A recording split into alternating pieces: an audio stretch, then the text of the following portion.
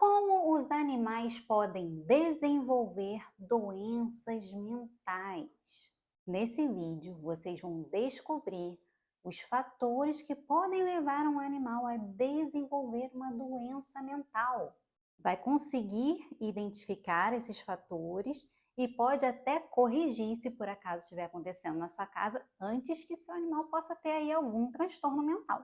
Vamos começar o nosso conteúdo então. Sempre que eu falo que trabalho com psiquiatria de gatos, as pessoas dizem, nossa, mas psiquiatra de gatos?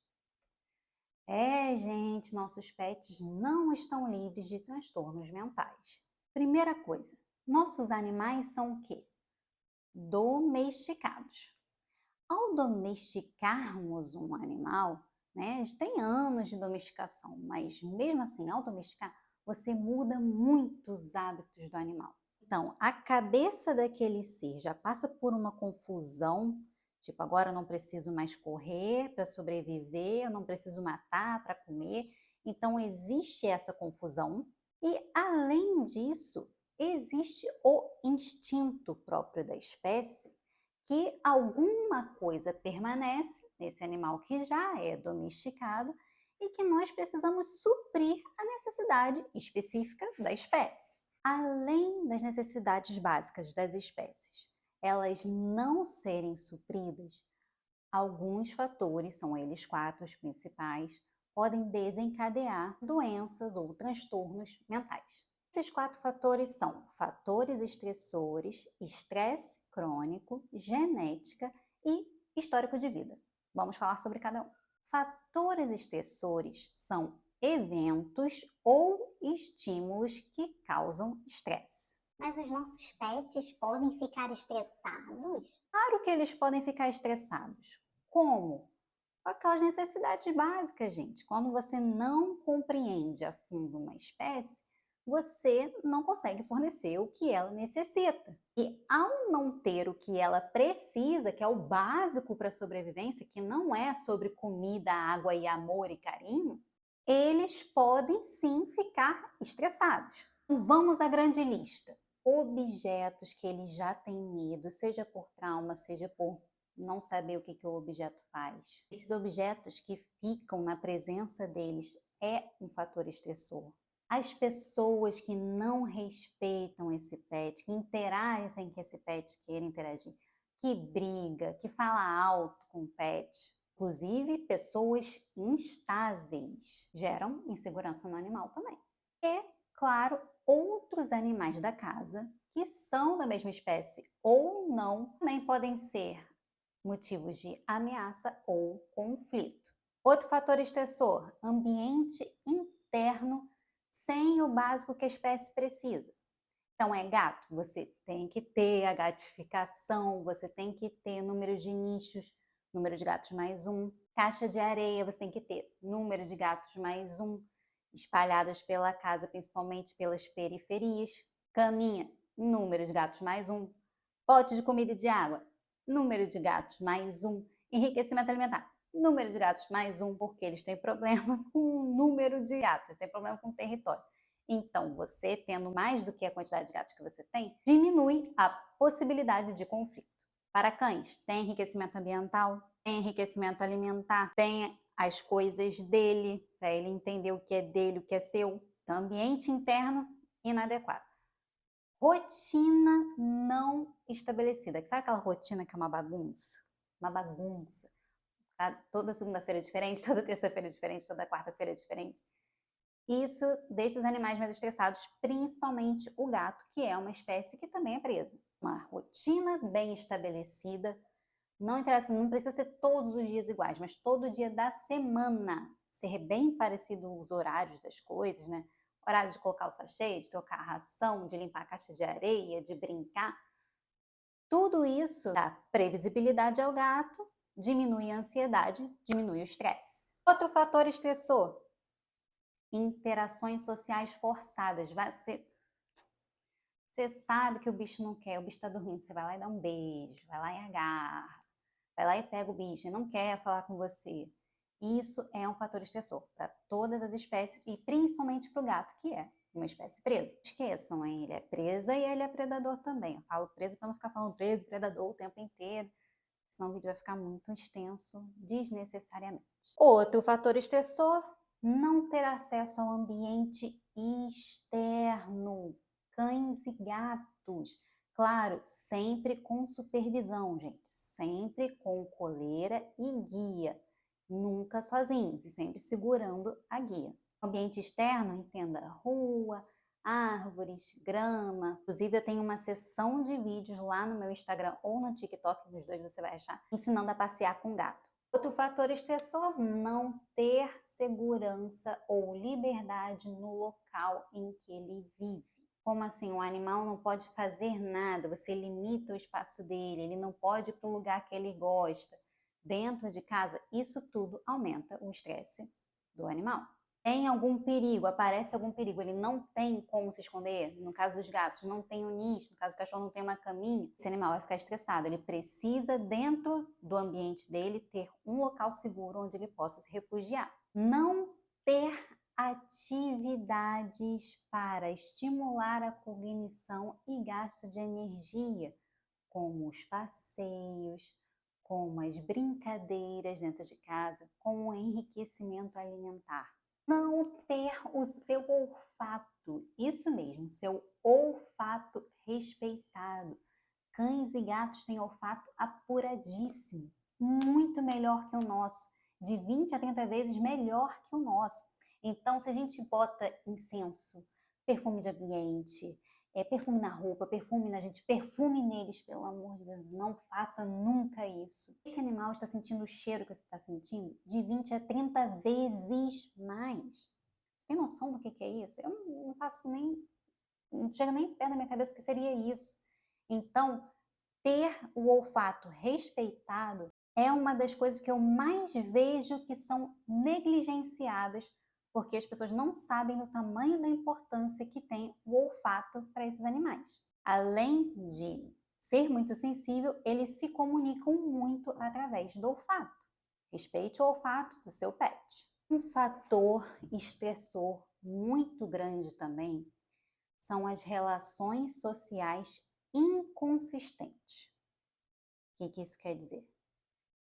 Ora você está bem com seu gato, ora por algum estresse de fora que não tem nada a ver com o seu gato, você briga com ele, você trata ele mal, você não fala com ele. Isso gera o quê? Ele não compreende. Quem que é esse ser? Ele é bom para mim ou ele é mal para mim? Então ele não sabe como reagir. Isso vale tanto para cães quanto para gatos. Mas pelo fato do gato ser presa também, né? Além de predador, isso é mais intenso ainda. Uma relação social inconsistente gera insegurança. Ou insegurança, você ativa o sistema central de resposta à ameaça, aumenta o cortisol do gato, ele fica estressado. Muito importante a gente falar que todos esses fatores estressores, eles vão variar de acordo com a espécie, claro, né? Cães são muito diferentes de gatos, e de acordo com o indivíduo, até de acordo com a raça, né? Dentro de raça a gente consegue estabelecer mais padrões, mas dentro das raças também a gente tem um indivíduo. Então a gente tem que observar como que é nosso animal, se ele é mais exigente, se ele é mais medroso, se ele é mais tranquilo, e tomar cuidado com todos esses fatores que eu falei, de acordo com o temperamento do seu animal. Vamos ao segundo fator que pode desenvolver transtornos mentais, o estresse crônico. Então, gente, como a gente falou dos fatores estressores, se esses fatores estressores ficarem constantemente na vida do animal, ele vai gerar então o estresse crônico. O que acontece com o estresse crônico? Ele vai ficar ativando de forma constante o sistema central de resposta à ameaça e, como resultado, você tem um aumento de cortisol, então você tem um estresse por causa desse aumento de cortisol e você tem diminuição das células de defesa do animal em questão, principalmente dos gatos. E quando você tem uma diminuição das células de defesa, esse animal fica mais suscetível a doenças, não só, a gente não está falando só de doenças mentais, de qualquer doença. O sistema imune dele está prejudicado por causa do aumento de cortisol que é devido ao estresse. Identificou um fator estressor, você precisa retirar para que não tenha o estresse crônico. É muito importante a gente falar que esse estresse crônico ele veio com a domesticação, para a gente trazer os animais para dentro de casa. Os animais em vida livre, esse estresse crônico ele é inexistente. Estou falando que é melhor deixar o bicho em vida livre? Claro que não, né, gente? Já está domesticado. O animal já está domesticado. Então, você bota isso na sua cabeça. O animal está domesticado. Então, ele está domesticado, está sob nossa posse, a gente vai fazer o que puder com segurança em todos os momentos para que esse animal tenha a melhor vida possível. Combinado? Não coloque palavras na minha boca. Terceiro fator que pode gerar doenças psiquiátricas nos gatos: a genética. Uma doença psiquiátrica que a genética interfere bastante é a síndrome da disfunção cognitiva. Ela é uma doença bem semelhante ao Alzheimer. A genética importa bastante, mas também a falta de estímulos cognitivos favorecem que o animal tenha a síndrome cognitiva. Ela é bem evidente, ela já começa a ser percebida a partir dos 11 anos de idade e a partir dos 15, mais evidente ainda. É uma síndrome bem comum, principalmente nos gatos. Fora essa doença, nós temos também a genética do pai e da mãe com relação ao instinto que esse animal carrega. Como assim? Vamos pensar nas raças. Você tem uma raça de cão pastor. Esse cão, ele tem um hiperfoco. Então, ele tem que ter um treinamento, um gasto de energia específica para a raça. E se ele não tem isso, ele pode vir ao quê? Ter transtornos mentais, se as necessidades da espécie, da raça em questão, não for suprida. A mesma coisa é um gato da raça chamado Savana, que ele é um híbrido. Por ser híbrido, ele contém um instinto muito forte, então ele tem uma necessidade de caça absurda, muito diferente dos outros gatos. Assim como um Shih Tzu, ele é um cachorrinho mais calminho, com um gasto energético, não precisa ser tão grande, mas ele tem que existir, tá, gente? Pelo amor de Deus, não vai deixar o bicho não fazer nada. Então, não tem uma exigência energética tão grande quanto um cão de pastoreio. Assim como, gente, o gato persa e o ragdoll, que são gatos bem fofinhos, bem mansos. O persa, gente, dificilmente viveria sem nossa ajuda. Tanto com os cuidados do pelo, quanto problemas respiratórios. E eles aceitam melhor a manipulação, essas duas raças. Por quê? Também teve parte na seleção genética. Aí também entra o quê? Os sem raça definida. Se não tem raça definida, ele é o quê? A gente não sabe, então tem que observar o indivíduo, assim como também, mesmo sendo um animal de raça, ele pode ser diferente dos outros animais da raça dele, que é uma questão o quê? Individual. Mas a genética de papai e mamãe com certeza interfere no comportamento e no tanto de instinto que esse animal carrega. É muito engraçado, gente, porque a gente tem animais assim que são super ligados, que você vê assim, nossa, mas é super selvagem, olha como é esperto. E tem animais, gente, que, como eu falei, se não fosse a gente, não estaria mais aqui, porque tá muito, muito dependente. Então, se esse animal carrega com ele um instinto da espécie muito forte, ele tem uma necessidade maior ainda de você fornecer coisas específicas sobre a espécie. Então, fica ligado lá nos fatores estressores que a gente conversou, para não deixar que nada daqueles fatores aconteçam dentro da sua casa. Então, a genética de papai e de mamãe pode interferir, sim, nesse gatilho que o animalzinho vai ter com relação à ameaça. Ele pode ser bem rápido ou ele pode demorar um pouquinho mais. A genética é um desses fatores, lembra, gente? É um desses fatores. E o último fator que pode, então, desenvolver transtornos mentais nos animais domésticos é o histórico de vida. Como assim? Vamos começar dele bebezinho. Ele ainda é um embriãozinho na barriga da mamãe dele. Tá formando dedinho, tá formando pezinho e tá formando o quê? Testa também. Mas o cérebro, esse cérebro está sendo formado, é muito importante o quê? Como está a saúde dessa mãezinha? Está sendo bem alimentada? Ela tem uma idade fértil ou ela é mais idosa e você vai ter problemas normalmente com déficits cognitivos? Outra, como que está sendo essa gestação? Está sendo por estresse? Ela está tendo que fugir de perigos? Ela está sendo maltratada? Ela está numa caminha quentinha, confortável? Tudo isso vai interferir no desenvolvimento do cérebro daquele animal. Automaticamente pode interferir no seu desenvolvimento. E se o cérebro não desenvolver de forma adequada, ele não vai funcionar de forma adequada. Se a mãezinha teve estresse, normalmente esses filhotes eles têm tendência a serem mais ansiosos. Se teve deficiência nutricional, normalmente eles têm déficit cognitivo, que é o mesmo que acontece quando as mães também são mais idosinhas. Além da gestação, nós temos o período de amamentação, onde esse filhote vai aprender com a mãe dele várias coisas com relação à espécie. Por exemplo, o gatinho, ele vai aprender a enterrar o cocô e o xixi, vai aprender questão de cheiro, a respeitar o espaço do outro. E isso os irmãos também ensinam. Porque, por exemplo, a mãe, ela vai sair, ela dá uma pisoteada, os outros irmãos pisoteiam, vão disputar por teta. Tudo isso vai ensinando ao animal, vai ensinando aquele pequeno ser que tá tudo bem, né? Tá sendo pisoteado, a primeira vez que foi pisoteado, ai meu Deus, o que tá acontecendo? Na quinta vez ele já sabe e continua mamando. Ora, se ele não teve uma convivência adequada, como é que ele vai saber? Aí depois ele fica o quê? Ansioso com situações que não tem nada a ver.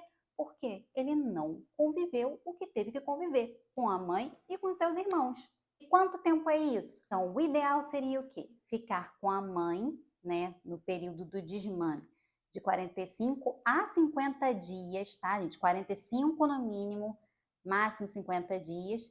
E com os irmãos até 60 dias, para aprender ali a socializar melhor. Período de socialização desse animal em questão com outros seres humanos, com outras regiões, com outros animais, com o que você quiser que esse gato tenha acesso, cortar a unha, dar comprimido, e até os 4 meses. É fundamental que tudo que a gente queira que aconteça com esse gato, que ele tenha contato, aconteça até os 4 meses. Depois é impossível? Não, ele pode aprender, mas é muito mais difícil. É por isso que socializar animais filhotes é muito mais fácil. E se ele teve contato com a mãe o tempo que precisou, com os irmãos, disputou o que precisou disputar, e contato com tudo que ele precisava ter contato até os 4 meses de vida, é muito difícil que esse animal desenvolva algum transtorno mental,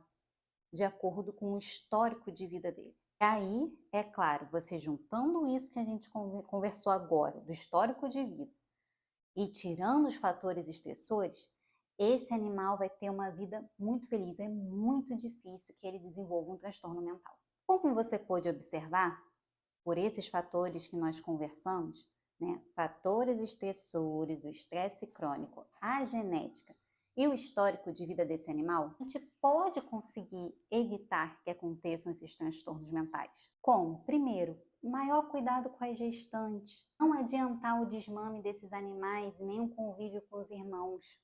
Fazer a socialização de tudo até os 4 meses de vida, com bastante cuidado, porque ainda está em fase de vacinação, mas tem como você fazer, tem como buscar lugares seguros, ir para a casa de outros animais que já estão vacinados, tem como fazer com segurança. Retirar esses fatores estressores para não se tornarem estresse crônico.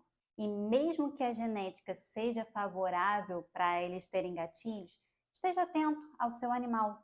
E aí você consegue retirar fatores estressores especificamente para o seu animal. Espero ter te ajudado, aberto mais sua mente para esse nicho, né, que é tão específico, né, transtornos mentais. São poucas pessoas que falam sobre isso na veterinária. Nós vamos com certeza falar mais sobre isso. E aí, se você gostou, por favor, não esqueça de deixar a sua curtida. Se tiver dúvida, não esqueça de mandar também, pode escrever sua dúvida aqui embaixo. E claro, não deixa de me seguir aí, senão você vai perder meus conteúdos, né? Então, não deixa de se inscrever e clicar no sininho para não perder nada.